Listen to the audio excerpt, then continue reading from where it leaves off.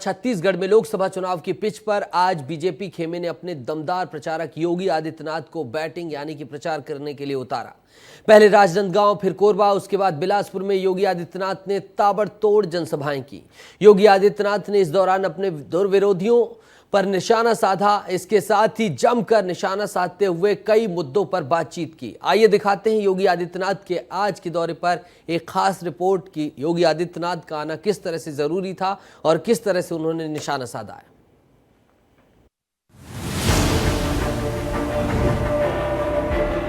छत्तीसगढ़ तो हमारे आराध्य प्रभु श्री राम का ननियाल है। नए भारत में घोटालेबाज नहीं चलेंगे।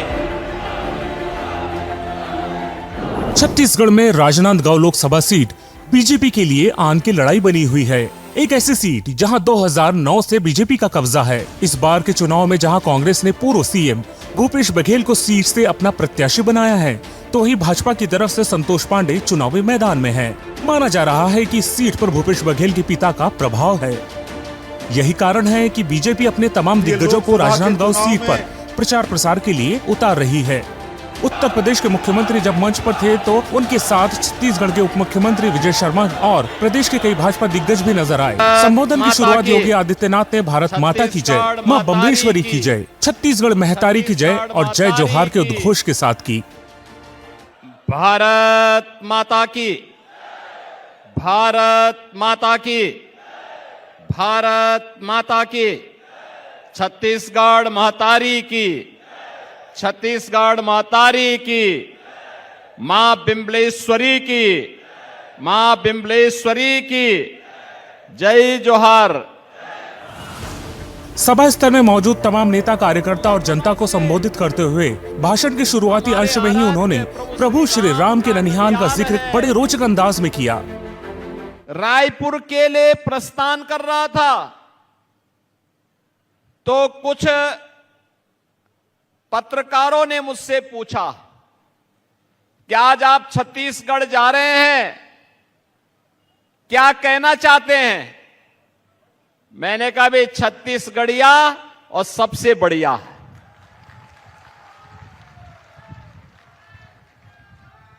लोगों ने कहा कैसे?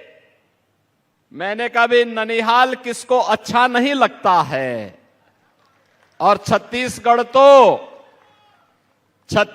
तो हमारे आराध्य प्रभु श्री राम का ननियाल है।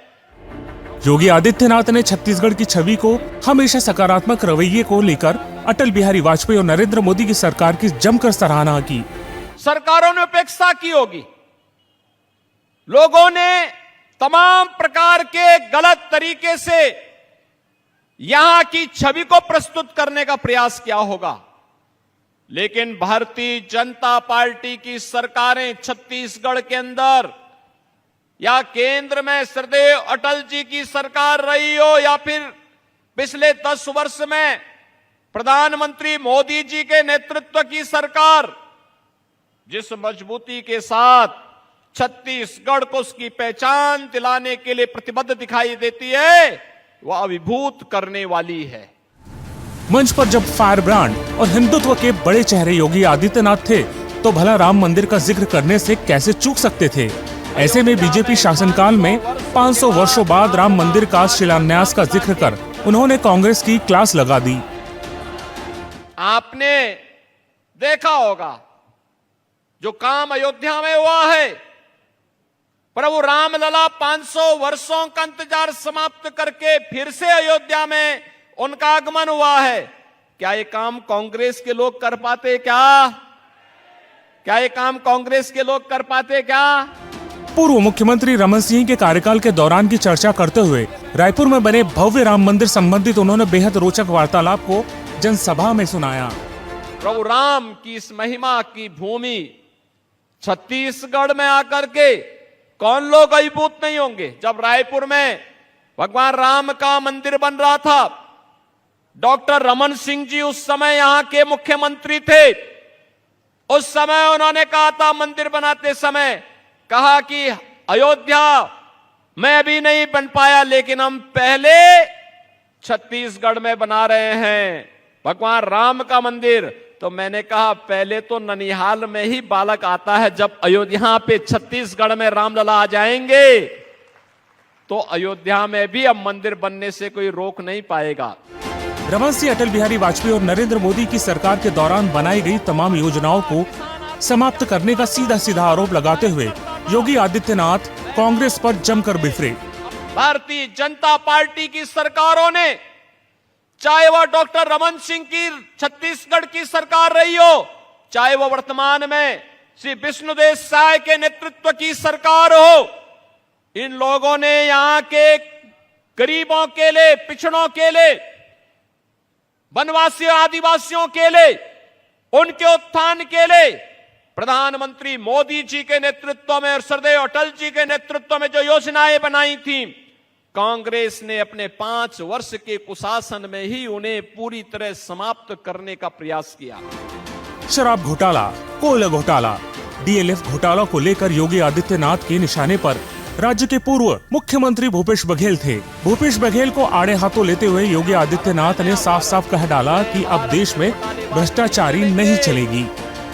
महादेव ऐप के घोटाले का आरोप हो और एफआईआर भी लॉन्च हो चुकी हो और व्यक्ति पूरी ठसक के साथ चुनाव लड़ने का दुस्साहस कर रहा है, इसका मतलब वह ये मान के चलता है कि हम कितना भी बड़ा अपराध करेंगे तो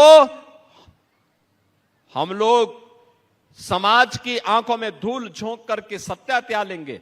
अब नहीं होने वाला है। ये नया भारत है, नया भारत। नए भारत में घोटालेबाज नहीं चलेंगे, नहीं चलेंगे। बहन और भाइयों, घोटाले की हद तो शराब घोटाला, कोयला घोटाला, ये तो कांग्रेस की प्रवृत्ति थी। गौ तस्करी, लव जिहाद जैसी घटनाओं पर योगी आदित्यनाथ ने अपने संबोधन में कहा कि कांग्रेस सरकार अपने कार्यकाल के दौरान अपराधियों को छूट दे रखी थी। भूपेश बघेल जी ने तो अपने शासनकाल में गोबर का भी घोटाला कर डाला। आप सोचो, जिन गरीबों को खाद के लिए पैसा मिलना चाहिए था, यूरिया दुनिया के अंदर मिल रही है 3000 रुपए बोरे में, वही 300 रुपए में भारत के अंदर भारत की सरकार, मोदी सरकार दे रही है। लेकिन ये तो यहां पर कांग्रेस की सरकार ने गोबर का भी घोटाला कर डाला। बहनों और भाइयों, लोगों ने भुवनेश्वर साहू को सच्ची श्रद्धांजलि अर्पित की। आतंकवाद और नक्सलवाद को लेकर हमेशा प्रखंड रूप से अपनी बात रखने वाले योगी आदित्यनाथ कांग्रेस को जमकर लताड़ा। इस संबंध में जरा सुनिए योगी आदित्यनाथ का ये बयान। बहनों और भाइयों, ये कांग्रेस घोटाले का नाम है, ये कांग्रेस आतंकवाद का नाम है, ये कांग्रेस नक्सलवाद का नाम है। जिस उम्र में युवाओं के हाथ में टैबलेट होना चाहिए, अच्छी पुस्तक होनी चाहिए, दुनिया को आगे बढ़ाने का जज्बा होना चाहिए, ये कांग्रेस ने उस उम्र के इन बच्चों के हाथों में तमंचे पकड़ा दिए। महिलाओं, गरीब, किसान, आदिवासियों का जिक्र करते हुए योगी आदित्यनाथ ने अपने संबंधों में हर वर्ग का ख्याल रखा था। बीजेपी की तमाम योजनाओं को गिनवाते हुए उन्होंने कांग्रेस की धज्जियां उड़ा दी। कांग्रेस की सरकार के समय गरीब भूखों मरता था, भूखों मरता था, किसान आत्महत्या करता था, नौजवान पलायन करता था, महिलाओं के सामने अपनी सुरक्षा का संकट था। मोदी जी के नेतृत्व में 80 करोड़ गरीबों को फ्री में राशन की सुविधा का लाभ, 60 करोड़ गरीबों को 5 लाख रुपए की स्वास्थ्य बीमा का, आयुष्मान भारत का कवर, हर वर्ष 5 लाख रुपए की। यही नहीं, 50 करोड़ गरीबों के लिए जनधन अकाउंट खोल दिए गए। जो पैसा कमीशन खोरी का कांग्रेसियों की प्रवृत्ति का हिस्सा था, मोदी जी ने जनधन अकाउंट खोल करके उसको पूरी तरह उस पर रोक लगाने का काम किया। आपको बता दें, राजनांदगांव लोकसभा क्षेत्र की जनता ने बीजेपी और कांग्रेस दोनों के साथ लगभग समान रवैया दिखाया है। यही कारण है कि 1957 के बाद से अब तक जहां बीजेपी 8 बार जीत हासिल कर सकी है, तो वहीं कांग्रेस को इस सीट से 9 बार जीत मिली है। माता की, छत्तीसगढ़ महतारी की, छत्तीसगढ़ महतारी की। तो सुना आपने योगी आदित्यनाथ की जनसभा का संबोधन। आतंकवाद, नक्सलवाद, भ्रष्टाचार, हर मुद्दे पर योगी आदित्यनाथ बेबाक थे। अपने अगले चुनावी प्रचार के अभियान के दौरान योगी आदित्यनाथ की हेलीकॉप्टर लैंड होती है कोरबा में। जरा देखिए कोरबा में योगी के चुनावी प्रचार को लेकर ये खास रिपोर्ट। को जिताएंगे, कमल खिलाएंगे।